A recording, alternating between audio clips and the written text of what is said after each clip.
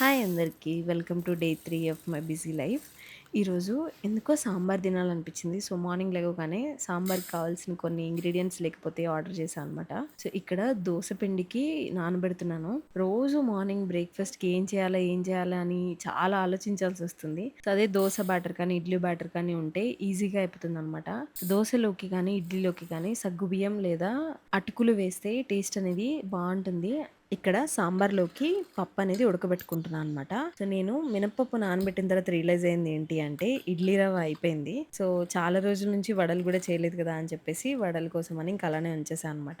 Morning బ్రేక్‌ఫాస్ట్‌లోకి మా husband కోసం ఈ ఎగ్స్ బాయిల్ చేసి ఇంకా క్యారట్ ఇస్తున్నాను. ఇంట్లో ఎప్పుడు ఎగ్స్ ఉంటే లైఫ్ సేవియర్‌గా అనిపిస్తుంది. బికాజ్ ఎప్పుడైనా ఏం చేయాలి అని తెలియనప్పుడు ఐదర్ ఆమ్లెటో, బ్రెడ్ ఆమ్లెటో ఇలా బాయిల్డ్ ఎగ్సో తినేయొచ్చనమాట. సో, నేను ఈరోజు నాన్ వెజ్ తినను కాబట్టి మా హస్బెండ్ వరకే బాయిల్డ్ ఎగ్స్ చేసేసాను. సో, నేను ఇక్కడ పూజ చేసిన తర్వాత ఒక రోటీ చేసేసుకొని తింటూ వర్క్ చేస్తున్నా అనమాట. మా హస్బెండ్ వచ్చేసి ఆఫీస్‌కెళ్ళిపోయారు. మీలో ఎంతమందికి సాంబార్‌లో వెజిటబుల్స్ ఎక్కువగా ఉంటే ఇష్టం? హాస్టల్‌లో ఉండడం వల్లేమో తెలీదు. నాకు సాంబార్ అంటే వెజ్జీస్ అనేవి ఎక్కువగా కనిపించాలనమాట.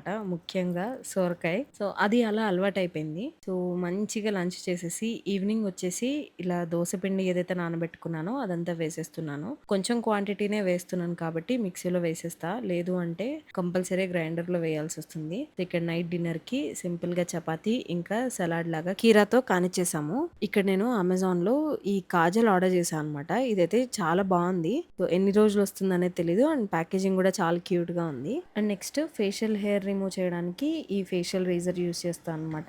సో, ఎప్పుడైనా డీటెయిల్ వీడియో చేయడానికి ట్రై చేస్తాను. యాహ్! అంతే అండి ఈ వీడియో. మళ్ళీ వీడియోలో మళ్ళీ కలుసుకుందాం. టాటా బాయ్.